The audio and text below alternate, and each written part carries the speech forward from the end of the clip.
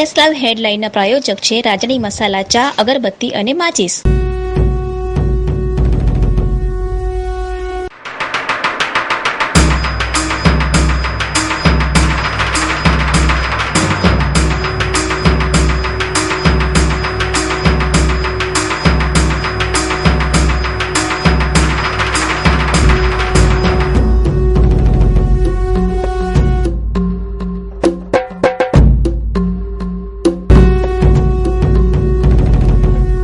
નમસ્કાર દર્શક મિત્રો, આપ નિહાળી રહ્યા છો એસ લાઈવ ન્યૂઝ બુલેટિન. નજર નાખીએ અત્યાર સુધીના મુખ્ય સમાચારો.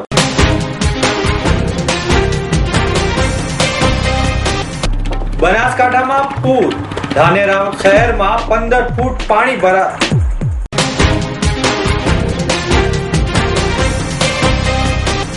પવિત્ર શ્રાવણ માસનો પ્રારંભ, સોમનાથ સહિત ગુજરાતના શિવાલયોમાં શ્રદ્ધાળુઓ ઉમટ્યા.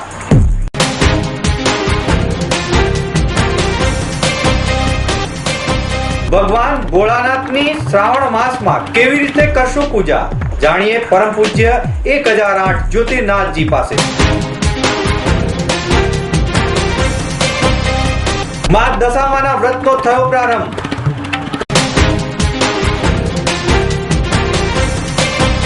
માનવતા મહેકી પાણીમાં ફસાયેલ સગર્ભા મહિલાની ડોક્ટરે કરાવી પ્રસૂતિ. એક ચુટકી कड़क मीठी सुबह दोपहर शाम रात जाए है राजानी अगरबत्ती महकी महकी सबकी पसंद के मसाले राजानी मसाले जीवन भर का अटूट बंधन. राजानी चाय, अगरबत्ती, मसाला और माचिस. રાજસ્થાનમાં પડી રહેલા ભારે વરસાદને કારણે ત્યાંની નદીઓમાં ઘોડાપૂર આવતા ગુજરાતમાં પસાર થતી નદીઓમાં પણ ઘોડાપૂર આવ્યા છે, જેમાં બનાસકાંઠાની હાલત બદતર થઈ જવા પામી છે. બનાસકાંઠા જિલ્લામાં ચારે બાજુથી પાણી જોવા મળી રહ્યું છે. બનાસકાંઠા જિલ્લામાં સાંબેલાદાર વરસાદ અને ઉપરવાસમાં પડી રહેલા ભારે વરસાદને કારણે તમામ નદીઓમાં પૂર આવી ચૂક્યા છે, જેમાં દાંતીવાડા, અમીરગઢ, ધાનેરા, પાલનપુર, વડગામ, દાંતા, દિયોદરને અસર થવા પામી છે. જેમાં ધાનેરા શહેરમાં રેલ નદીના પાણી ઘૂસી જતા 2 માળ સુધી પાણી ભરાયા છે. તંત્ર દ્વારા લોકોને ઊંચાણવાળા વિસ્તારમાં જવા તાકીદ કરવામાં આવી છે. બનાસકાંઠાના પૂરને પગલે લશ્કર, એનડીઆરએફ અને એરફોર્સની ટીમો બચાવ કામગીરી માટે મોકલી દેવામાં આવી છે. ડેમના પાણીને ભારે આવક થતા સીપુ ડેમમાં પાણીની ભારે આવક થતા તમામ દરવાજા ખોલી નાખવામાં આવ્યા છે. દાંતીવાડા ડેમના પણ દરવાજા ખોલવામાં આવ્યા છે. પાટણમાં પણ ભારે વરસાદ પડી રહ્યો છે. રાજસ્થાન ગુજરાત સરહદ નજીકના ગામો રાધનપુર, સમી, હારીજ, સાંતલપુર સહિતના વિસ્તારોમાં એલર્ટ કરવામાં આવ્યા છે. બીજી બાજુ સાબરકાંઠામાં પણ ભારે વરસાદ પડી રહ્યો છે. ત્યાં પણ પૂરની સ્થિતિ સર્જાય તો નવાય નહીં. તંત્ર દ્વારા રાહત બચાવની કામગીરીનો આરંભ કરી દેવામાં આવ્યો છે. ગાંધીનગર ખાતે કંટ્રોલ રૂમ પર દ્વારા રાજ્યના મુખ્યમંત્રી તેમજ મહેસૂલ મંત્રી સહિતના ઉચ્ચ અધિકારીઓ સમગ્ર તંત્ર ઉપર નજર રાખી રહ્યા છે. જ્યારે રાજ્યના આરોગ્ય મંત્રી શંકરભાઈ ચૌધરી બનાસકાંઠા પહોંચવા નીકળી ચૂક્યા છે અને તેઓ ત્યાં આગળ જઈ તમામ સ્થિતિ પર નજર રાખી રહ્યા છે અને બચાવ રાહત કામનું સંચાલન કરી રહ્યા છે. જ્યારે કેન્દ્રીય પ્રધાન હરિભાઈ ચૌધરી પણ સમગ્ર તંત્ર પર નજર રાખી રહ્યા છે અને બચાવ રાહત કામગીરી માટે મદદરૂપ થઈ રહ્યા છે. 3 હેલિકોપ્ટર અમદાવાદમાં એલર્ટ રખાયા છે. લોકોને મદદ માટે પહોંચવાની કોશિશ કરી રહ્યા છે. ડીસા ટેટા નજીક ગૌશાળા પાસે કોઝવે તૂટતા ધાનેરા ડીસા હાઈવે બંધ થતા ચક્કાજામ સર્જાયા છે. બાલારામ અને અમીરગઢ પાસે બનાસ નદીમાં પૂરની સ્થિતિ સર્જાઈ છે. બીજી તરફ સાબરકાંઠામાં પણ ભારે વરસાદ પડી રહ્યો છે. આમ તો અમદાવાદમાં પણ સતત વરસાદ વરસી રહ્યો હોવાથી નીચાણવાળા વિસ્તારોમાં પાણી ભરાયા છે. વાત કરીએ તો સૌરાષ્ટ્રમાં પણ હજુ વરસાદ ચાલુ હોવાથી નીચાણવાળા વિસ્તારોમાં પાણી ભરાયા છે. આજથી શ્રાવણ માસની શરૂઆત થઈ છે. ઓમ નમઃ શિવાય અને બમ બમ ભોલેના નાદ સાથે અમદાવાદ સહિત રાજ્યભરના શિવાલયો ગુંજી ઉઠ્યા છે. પ્રથમ જ્યોતિર્લિંગ એવા સોમનાથ ખાતે આજે વહેલી સવારે પ્રાતઃ આરતીમાં મોટી સંખ્યામાં શિવ ભક્તો ઉમટી પડ્યા હતા. આજે ભગવાન સોમનાથને ખાસ શૃંગાર કરવામાં આવ્યો હતો. ત્યારબાદ ભગવાન સોમનાથની પાલખી યાત્રા કાઢવામાં આવી હતી. આ પાલખી યાત્રા મંદિર પરિસરમાં ફરી હતી અને જેમાં મોટી સંખ્યા મંદિર પરિસરમાં ફરી હતી. ત્યારબાદ મહાદેવ સ્વયંભૂ નગર યાત્રાએ નીકળ્યા હોય ત્યારે મોટી સંખ્યામાં શિવ ભક્તો આ પાલખી યાત્રામાં જોડાયા હતા. ઓમ નમઃ શિવાય. ઓમ નમઃ શિવાય. ઓમ નમઃ શિવાય. શિવે ભક્તિ શિવે ભક્તિ શિવે ભક્તિ ભવે ભવે અન્યથા શરણમ નાસ્તિ ત્વમેવ શરણમ મમ. ये जो श्रावण महीना है भगवान शिव के लिए विशेष माना जाता है. शिव की पूजा अर्चना करने से शिव प्रसन्न होते हैं और सभी सिद्धियों को जाता है भगवान शिव. सिद्धियाँ ऐसा कहती हैं कि एक शंभु, एक बार भगवान भोले का नाम लेने से हमको मुक्ति की प्राप्ति होती है. एक शंभु भवेत मुक्ति है, द्वाभ्याम शंभु भवेत ऋणी.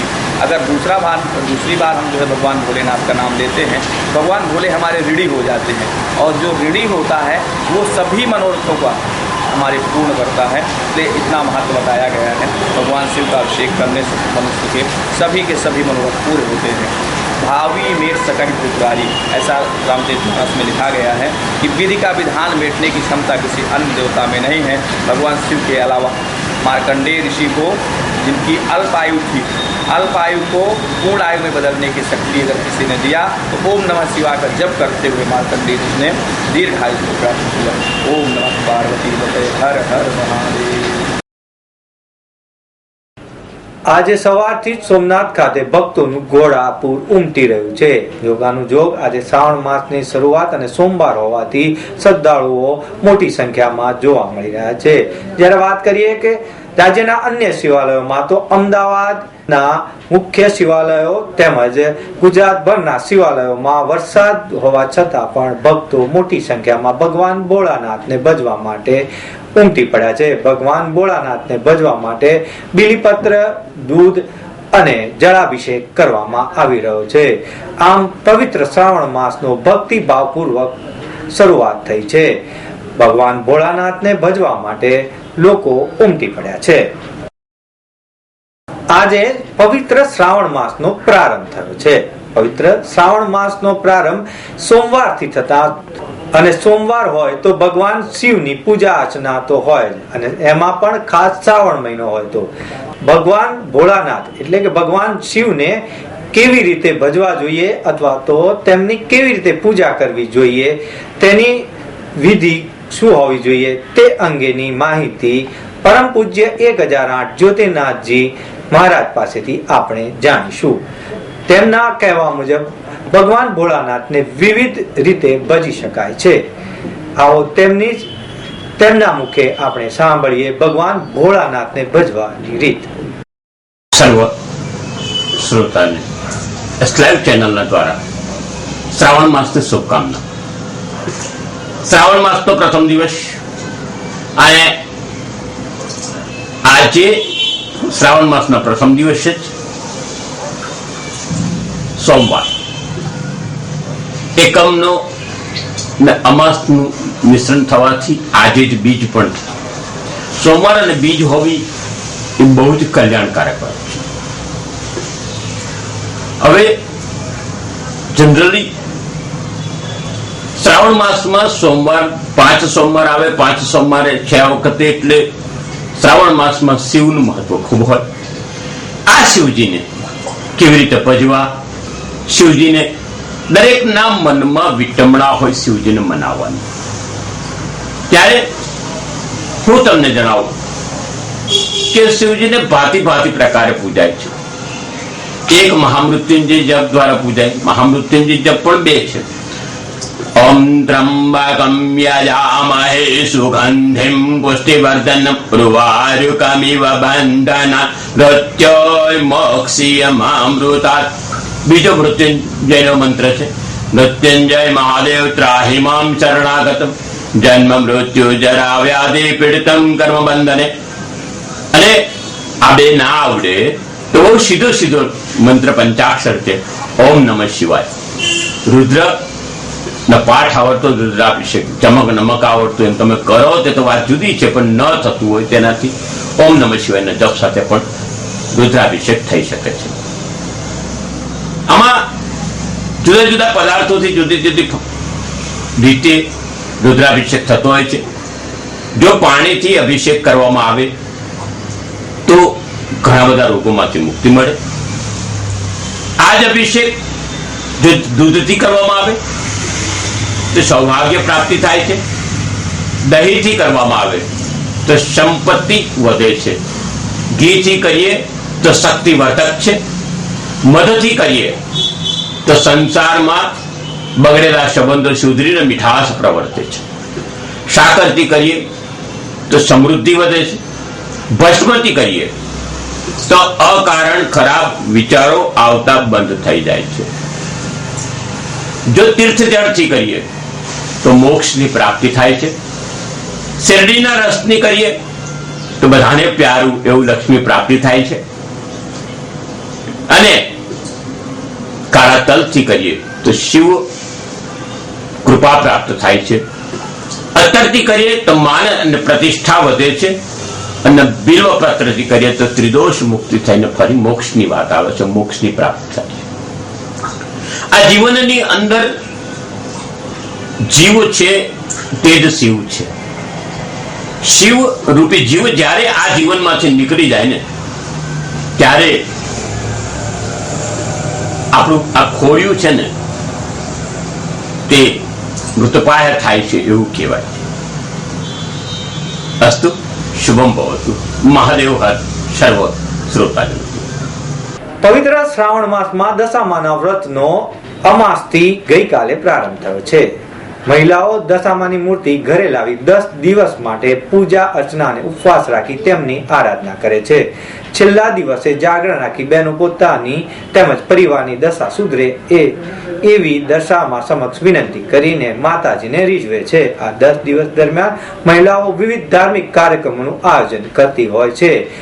નારણપુરાના ગુજરાત હાઉસિંગ વસાહતમાં બહેનો દ્વારા 10 દિવસની પૂજા તેમજ વાર્તાનું કથન કરવામાં આવી રહ્યું છે। જ્યારે મણિનગર હાટકેશ્વર પાસે આવેલ સોસાયટીમાં પણ મા દશામાની મૂર્તિનું સ્થાપન કરવામાં આવ્યું છે અને ભક્તિભાવપૂર્વક આરતી અને પૂજા અર્ચના કરવામાં આવી રહી છે। આમ 10 દિવસ સુધી મા દશામાના વ્રતનો પ્રારંભ થયો છે, જેમાં મોટી સંખ્યામાં શ્રદ્ધાળુઓ મા દશામાને રીઝવવા ઉપવાસ અને આરાધના કરી રહ્યા છે। સૌરાષ્ટ્રના વિછિયા તાલુકામાં ભારે વરસાદને કારણે સુખભાદર નદીમાં પૂર આવતા નાનું બેટમાં ફેરવાયું હતું। એવામાં રંજનબેન રમેશભાઈ ખાવડુ નામની મહિલાને પ્રસવની પીડા શરૂ થઈ હતી, જેના લીધે ગ્રામજનો ચિંતામાં મુકાયા હતા। સ્વજનોએ બાજુના ગામ જસદણથી સ્ત્રી ડોક્ટર નિષ્ણાત એવા લેડી ડોક્ટર જગનુબેનને ફોન દ્વારા સંપર્ક કરતા ડોક્ટરે પોતાનો જીવ જોખમમાં મૂકી દોરડા વડે ગામમાં જવાની તૈયારી બતાવી, પરંતુ પાણીનો પ્રવાહ વધુ હોવાને કારણે તે થઈ શકાય તેમ ન હતું। એટલામાં તંત્ર દ્વારા હેલિકોપ્ટર મોકલવામાં આવ્યું અને હેલિકોપ્ટર દ્વારા પ્રસૂતા બેનને જસદણ લિફ્ટ કરવામાં આવ્યા। ખાનગી હોસ્પિટલમાં પ્રસૂતા ન કરાઈ સરકારી હોસ્પિટલમાં નોર્મલ ડિલિવરી કરાવી જગનુબેને માનવતાનું એક ઉત્તમ ઉદાહરણ પૂરું પાડ્યું છે। આમ વિકટની પળોમાં પણ લોકો માનવતા મહેકાવી રહ્યા છે।